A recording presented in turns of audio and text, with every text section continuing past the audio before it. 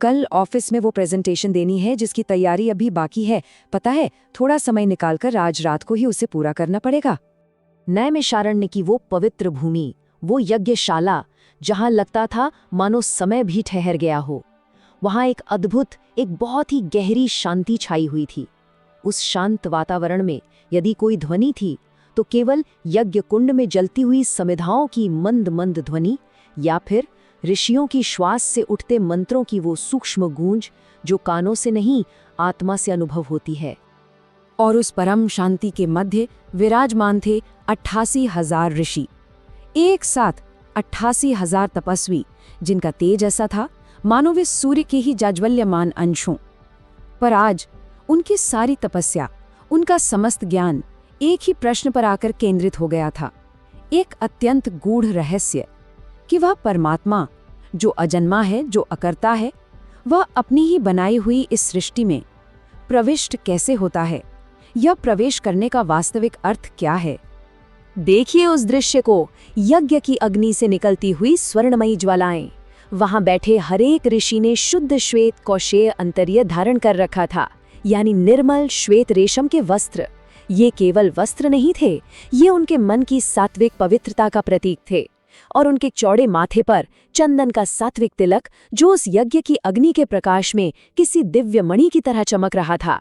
चारों ओर यज्ञ की आहुतियों से निकली एक ऐसी दिव्य सुगंध फैली हुई थी जो उस परम तत्व की खोज को और भी गहरा बना रही थी।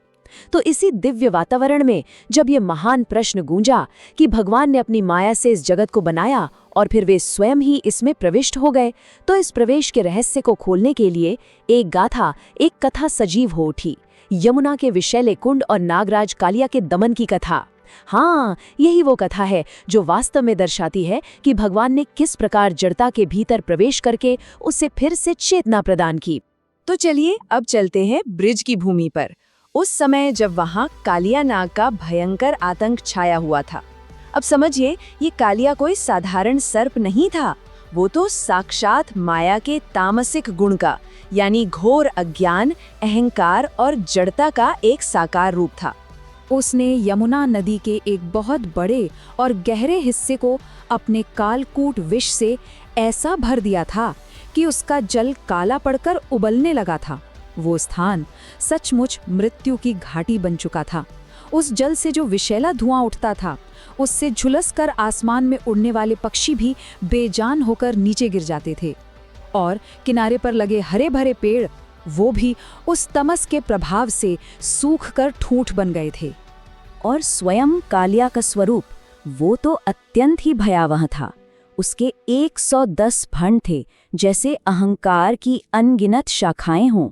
उसके विशाल शरीर पर मलीन अयस वर्मन था, यानी काले मैले लोहे जैसी कठोर और मोटी चमड़ी का एक प्राकृतिक कवच।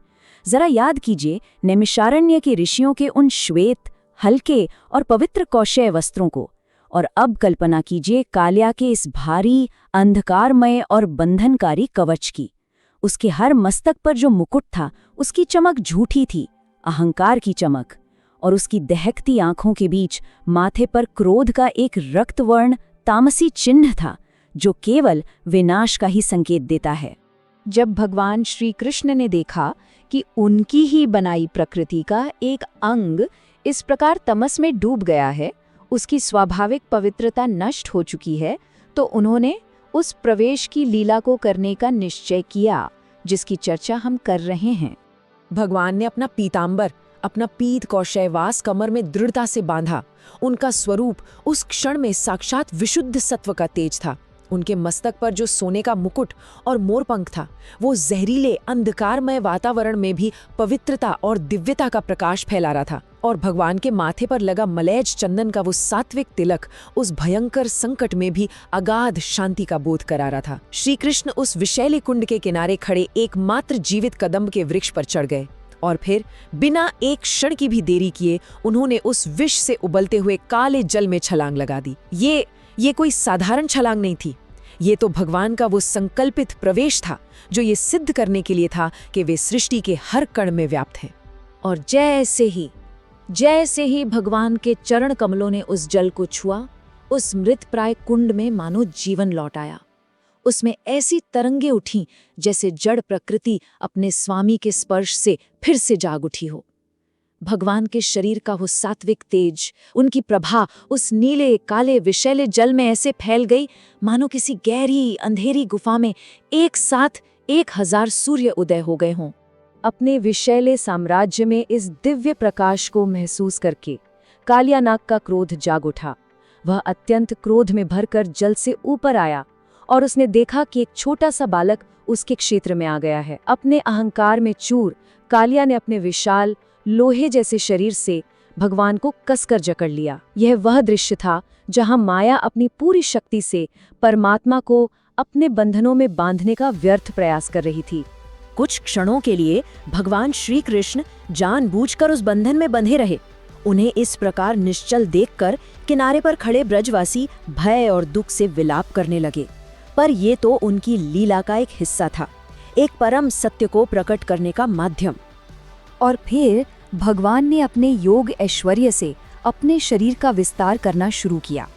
जैसे जैसे उनका शरीर बढ़ने लगा, कालिया का वो भारी अभेद्य अयस वर्मन, वो लोहे का कवच चटकने लगा। उस असहनीय पीड़ा से कालिया की पकड़ ढीली पड़ गई, ठीक वैसे ही जैसे आत्मज्ञान के उदय होने पर जन्मों जन्मों के कर्मों की गांठें अपने आप खुल जाती हैं। स्वयं को सहजता से मुक्त कराकर भगवान एक ही छलांग में उस महासर्प के सहस्रों फणों के ऊपर जा विराजे और यहीं से प्रारंभ हुआ वह अलौकिक दिव्य तांडव जिसे देखकर पूरा ब्रह्मांड चकित रह गया। अब युद्ध का वो दृश्य अत्यंत गहन था। कालिया अपने अहंकार रूपी जिस भी मस्तक को ऊपर उठाता, श्री कृष्ण अपने कोमल किंतु वज्र के समान कठोर चरणों से उस पर ऐसा प्रहार करते कि वो झुक जाता। ये केवल एक युद्ध नहीं था, ये अहंकार के हर उभार पर ज्ञान के प्रहार का एक जीवंत प्रदर्शन था। भगवान के चरणों की लहबद्ध चोट से कालिया के फणों पर सजे भारी कीमती मुकुट चूर चूर होने लगे। नागराज के मुख से रक्त और विष की धाराएं एक साथ बह निकली। कालिया ने अपनी पूरी तामसिक शक्ति लगा दी, अपने शरीर को पहाड़ की तरह भारी बना लिया, पर भगवान की उस सात्विक चेतन शक्ति के सामने उसका सारा जड़ भार एक तिनके के समान असहाय हो गया। लेकिन धीरे धीरे उन पद प्रहारों से कालिया की तामसिक बुद्धि शुद्ध होने लगी। उसके फणों पर बने अधर्म के विषैले चिन्ह मिटने लगे और उनके स्थान पर भगवान के पवित्र चरण चिन्ह अंकित होने लगे। ये दमन की नहीं बल्कि रूपांतरण की प्रक्रिया थी। तभी कालिया की पत्नियां, नाग पत्नियां बाहर आईं और भगवान की स्तुति करने लगी। वे पहचान गईं कि यह कोई साधारण बालक नहीं बल्कि वही प्रविष्ट ईश्वर है जो जड़ता को शुद्ध करने आया है। उन्होंने प्रार्थना की, हे प्रभु, आपका यह दंड वास्तव में इस पर किया गया अनुग्रह है। यह एक ऐसी कृपा है जो शुद्धि और मुक्ति प्रदान करती है। यह सुनकर कालिया ने अपना मस्तक भगवान के चरणों में झुका दिया। उसके माथे का वो रक्तवर्ण तामसी चिन्ह अब पूरी तरह मिट चुका था। उसके स्थान पर अब भगवान के चरणों की धूली थी। श्री कृष्ण ने उसे यमुना को छोड़कर समुद्र में चले जाने की आज्ञा दी और जैसे ही कालिया वहां से गया, वो विशैला कुंड फिर से अमृत के समान शीतल और मधुर जल से भर गया। नैमिषारण्य की उस पावन सभा में ऋषियों ने इस कथा के माध्यम से उस श्लोक के गहरे रहस्य को आत्मसात कर लिया कि भगवान इस विश्व को रचकर इसमें केवल प्रविष्ट होने का अभिनय करते हैं, जबकि वे तो इसके हर एक परमाणु में पहले से ही उसी प्रकार मौजूद हैं जैसे लकड़ी में अग्नि। ऋषियों ने ये अनुभव किया कि कलयुग का जीव भी कालिया की ही तरह अपने अहंकार के भारी कवच में स्वयं को सुरक्षित मानता है। उसके माथे पर ईर्ष्या का मैला तिलक लगा होता है और वो समाज में विष घोलता है। किंतु जब वो भगवान की इस लीला कथा को सुनेगा तो उसके हृदय में सोया हुआ वो प्रविष्ट ईश्वर जागृत होगा और उसके विकारों का दमन कर देगा। ठीक उसी तरह जैसे श्री कृष्ण ने यमुना में प्रविष्ट होकर अज्ञान के विष को समाप्त कर दिया था। अब यज्ञशाला की वेदी से निकलती ज्वालाएं उन ऋषियों के मुख पर एक नए परम संतोष का प्रकाश डाल रही थीं। वहां उपस्थित हर साधक ने अपने भीतर उस अंतर्यामी ईश्वर का अनुभव किया। ऋषियों के वक्ष पर जो रुद्राक्ष और यज्ञोपवीत थे, वे अब केवल चिन्ह नहीं रहे, वे एक सात्विक उराह त्राण बन गए थे। एक ऐसा आध्यात्मिक कवच जो संसार के किसी भी तामसिक आवेग को रोकने में सक्षम था। उन्होंने ये जान लिया था कि विजय तभी वास्तविक है जब वो विष को अमृत में बदल दे।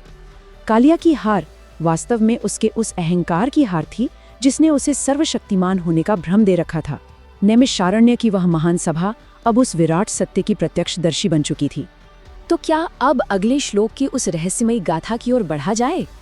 उस गाथा की ओर जिसमें ये रहस्य छिपा है कि भगवान किस प्रकार बुद्धि, इंद्रियों और मन का संचालन करते हैं और कैसे वे समस्त चराचर जगत को चेतना प्रदान करते हैं।